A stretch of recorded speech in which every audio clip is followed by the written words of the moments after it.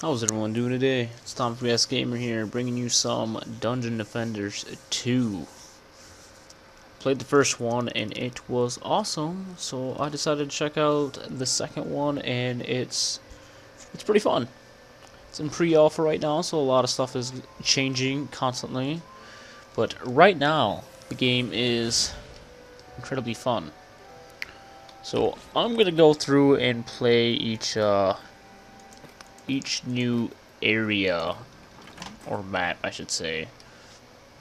Play through the campaign, which will take us basically in a giant loop until we get to a playlist where it's just open plays. Or you just pick whatever map you want to pick from. But until then, it's pretty much on a set path, with an occasional, I don't even know what I'm trying to say now. But I have been playing this as do have a level 21 Squire, a level 11 Monk. I believe I got a level 16 or 18 Huntress, and I am going to play with the Apprentice to show you off the map. That way I'm not just playing and completely decimating all the early stages. So, without further ado, let's go to the gates of DragonFall, and we're going to do it on normal because my guy's level 1 and I don't think he could handle hard. But the game is really fun. If you played the first one, I definitely recommend picking up this one. It's really fun. Let's see. We are gonna set up boom, boom. Set up 3 of these bad boys there. And each I don't know if these people can shoot through this or not.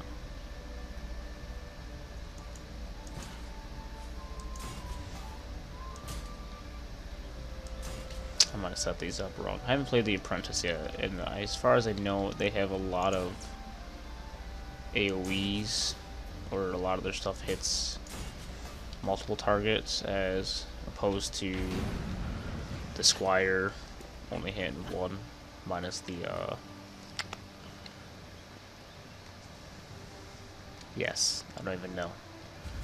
I believe my sound is actually off. So the Apprentice, as you can tell, I'm already lagging. Outstanding. The Apprentice is basically your typical ranged magic user. Except for I was playing with my buddy, he doesn't really like the Apprentice, mainly because he didn't like the third skill that they get. I'm not sure why yet. I'm not going to put that on because I don't have anything. No, it's already destroyed. How dare they?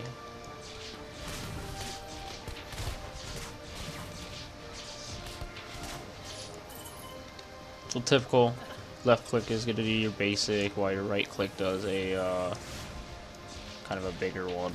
And then I believe those dots, yep, okay, so the dots target them, and your one is based off of whatever targets you had. I believe that the Apprentice is one, if not the only one. Oh my god, they already destroyed the middle. That can do, that works really well with just using abilities. Oh, they attacked my core already. I already have the barricade, sweet. So that's much better than the stuff I already have. We will use that. I think I'm gonna move you guys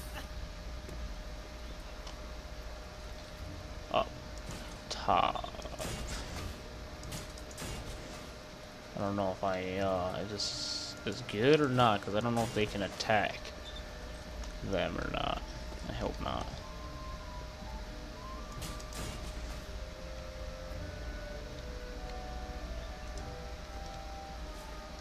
This is going to be a trial and error type thing.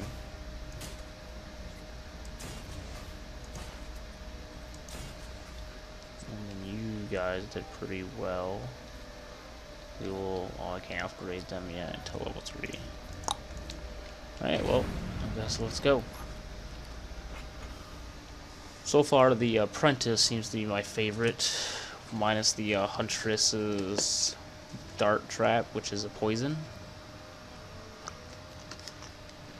The coffee's good. It's also 2 in the morning. Why I am still up is beyond me. Because I like to have fun.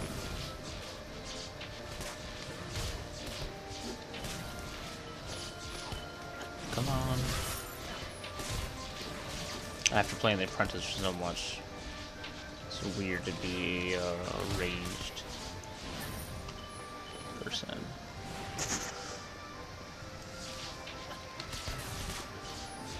I don't think those traps are my type. I don't think these are doing anything. Did you guys get any kills? 2 kills. I might have to move that thing forward a little bit. No! Stop it!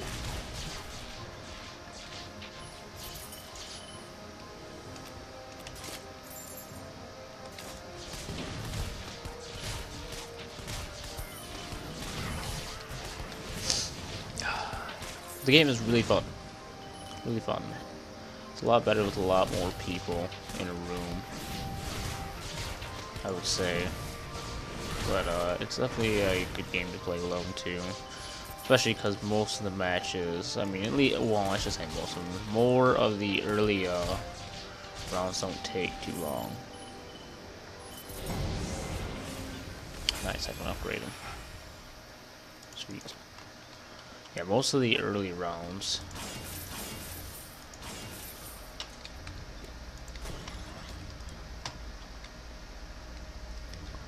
seem to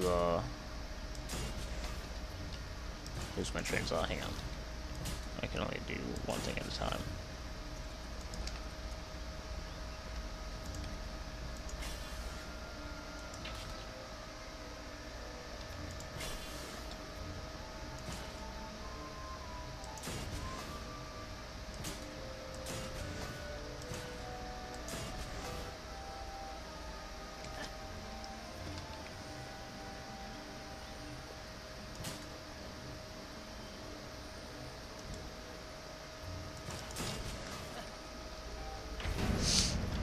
I don't know if they can shoot through those or not. I hope so. What was the top? Well, I don't remember. Hopefully it comes back.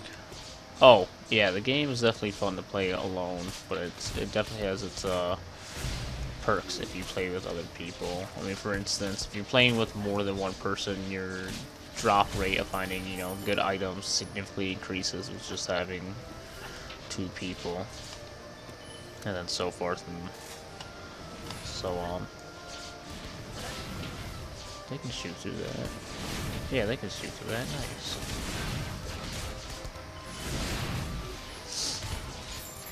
Nice, nice, nice.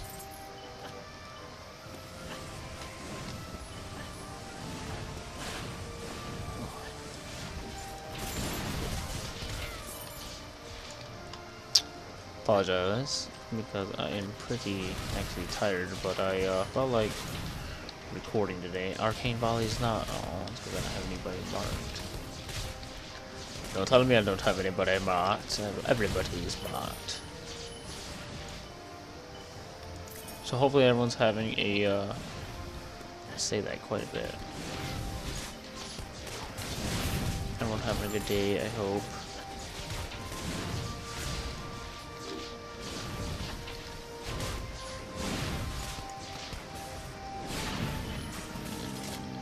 No, I didn't want to click that. Mine was better. Shoot. They're gonna destroy that. No, don't do it. It's so young.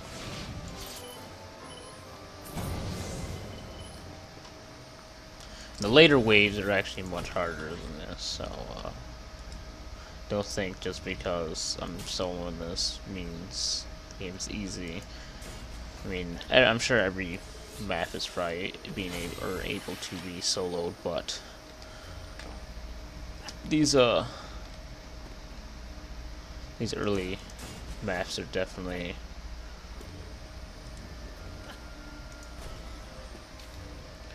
Definitely just easier.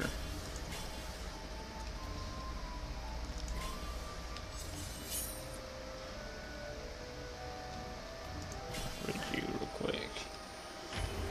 Alright, sweet. Everything should be doing pretty much decent damage. Gotta be watching on the left side, because I believe the left side, the harder mobs come through in the last wave, but I don't remember. I'm pretty sure. Ooh, a staff. Are you better than mine? No, you're not.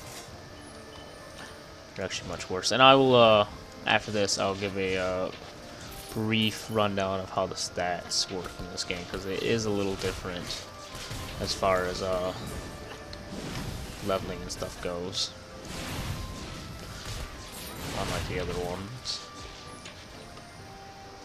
I believe in the other one you just use the crystals level, or when you level up you got points and you can add them into, like, if you wanted your character to be stronger, or if you wanted your tower to be stronger, or if you wanted to shoot faster, etc, etc. But everything in this game is basically what, as of right now anyway, it goes off of what the gear you have on. Essentially, they took out the you can put the stats into like speed and stuff like you could in the other one, and made it where there's 3 core stats for the towers and 3 core stats for 3 core stats for the player themselves.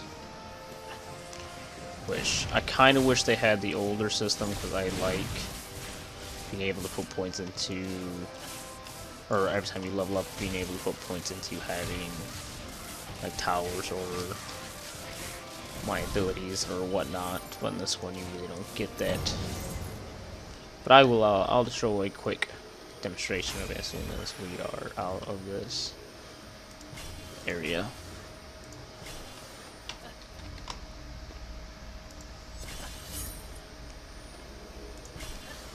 Let's see, left side. So you guys all did pretty good. So left side should have 2 or 3 ogres come through, so I'm gonna try to watch this side, and hopefully my defenses on the right and middle can handle. Hopefully, anyway. Sweet. Cleaning up, and then over here and do some knocks on them.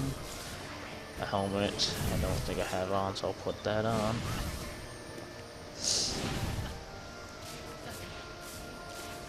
For an alpha game, it seems pretty good. I definitely have been spending quite a bit of time into it. I think I already have 16 hours into it. And I literally just installed the game, I think last week I installed it and just started playing it this week. So, definitely up on that. So now I need to start watching this side. That big old guy, and in this, and I can't remember in the last one if they had it, I'm sure they did, but certain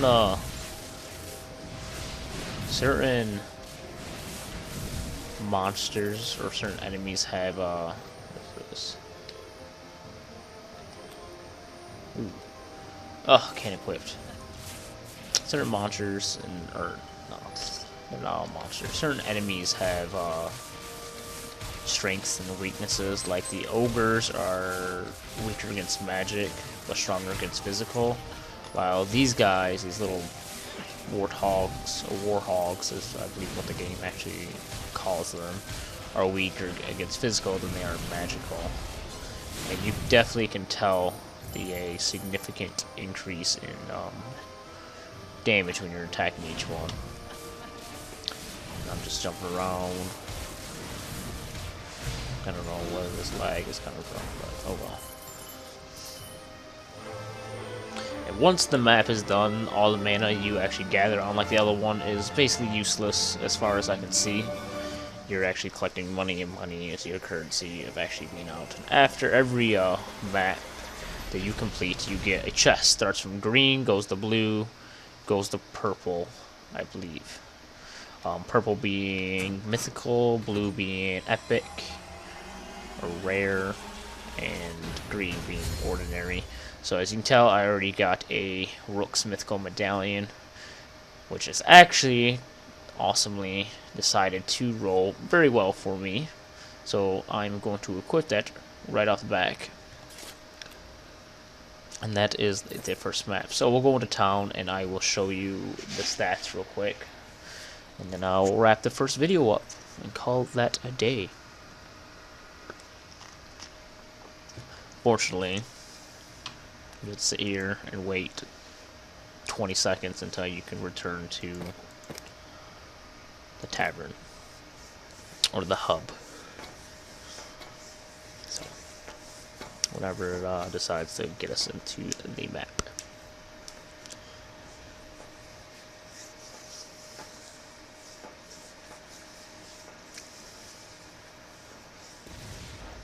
So here is the main hub. Oh, nice, level 4. Very nice. Take it. Right here, Hero Manager. You can have 3 people, or 3 heroes at once in your deck, which is the people you can switch out during the map to switch out defenses. Like if you want to use the Squire while you are the Apprentice, then you can do that. So forth, so on. So, biography gives you a brief description of your character, your abilities that you unlock. Everyone has a self-heal. Then their 1 through 3 skills are all different. Arcane Valley targets them, tornadoes, Venom, and then it gives you what kind of towers you're going to be getting. And when you pick a character, it tells you the stuff, and then your stats. So you got your health, your hero damage. This is increased physical, armor, magical armor. This is your ability power, your defense health, defense power, and defense speed. Now my Squire is more speed as far as defense goes, because I like the cannons to shoot. I believe I got them down to every 0.90 of a second, so they shoot rather quickly.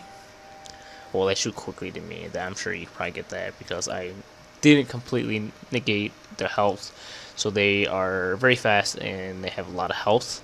I'm hoping to switch out health with a little more power, so the speed and the power kind of have a balance, but I want to stay under a second per shot. So that's how my Squire set up. But on the Apprentice, I'm probably going to be going the ability route, but it really doesn't matter until a little later when you start getting items that start dropping for that type of stuff. But I'll probably do tower power for right now until I can start getting items with ability power on it.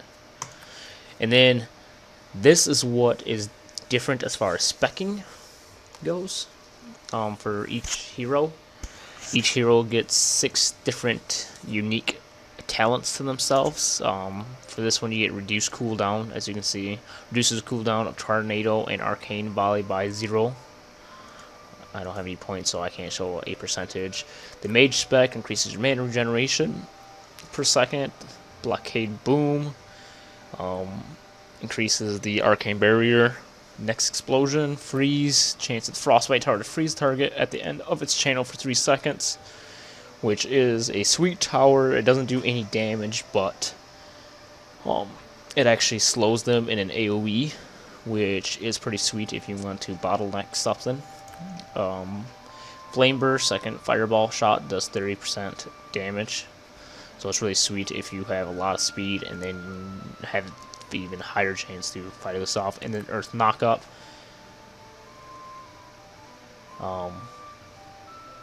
yeah, chance to knock them into the air. So that is the specs that you can go into, which is pretty sweet. And then over here is actually where you're going to get a lot of your level up stuff. So any item that you pick up, whichever item you decide, I got some rings too, that's pretty sweet. Any item you, oh, these are for high levels. I'm gonna sidetrack. Sorry. Any item that you want to increase. So this item, if you look at the sturdy magic staff in the middle left-hand corner-ish of the screen, it says upgrade level. You can level this up twice. They'll give you 2 points that you can level this up. So I'm gonna level it up real quick. And then sometimes you'll get success at 2, and then it increases or doubles the experience that you exchange. And I was mistaken. It was already level 1. It had one more level that it could have. So I got 1 available point, so I can either do that in storm damage or hero damage. Right now, I'm going to go with hero damage, and it increases it by 2. So my attack went up by 2. Now, I haven't figured out if that's actually 2 additional damage, or if that's like just means my total attack power has increased by 2. So my attack could have like actually went up by 20 or something. I have no idea. But you basically sacrifice the items that you get to make whatever item you want stronger. As you get higher level, most of the stuff will have higher levels on it. So this one only has 2 levels. This has 1 level. Has 1 level. This has 2 levels. I think I have some a little bit higher end stuff. So you can't see them. I have an item on my apprentice that actually has 30 something levels that you can increase it, which is pretty sweet. So you come down here. Right now, this is the person you report bugs to. Any bugs you find in the game. This person is your weapon shop fellow. I haven't really bought anything from him due to the fact that you find better stuff when you're playing. And I can't even buy anything from him anyway. They're all too high of a level. Same thing with the stuff. Be no point on buying that, but that is how that actually goes. And then this is a costume shop, which is not exposed right now. I don't know what this is going to be. I'm assuming some sort of... I don't even know. So yeah, that's in a nutshell. Oh, one last thing. This fellow, every day he'll have a daily mission that you can select between 2 to do. That gives you some experience boost when you complete them and so forth. But I'm going to sell all these, boop, and boop, with the exception of these, because I can use those to level up stuff a lot better. And I think that will be it. Yes, so I'll sell all that. Bring that to my last bag, because that's where all the decent stuff I have is. Alright, well that will conclude this time for Dungeons & Defenders 2. Hopefully you enjoyed watching, and if you did, stick around until the next match. Hopefully it comes to you soon. Everyone enjoy the rest of their evening or morning, depending on where you're at. Peace out.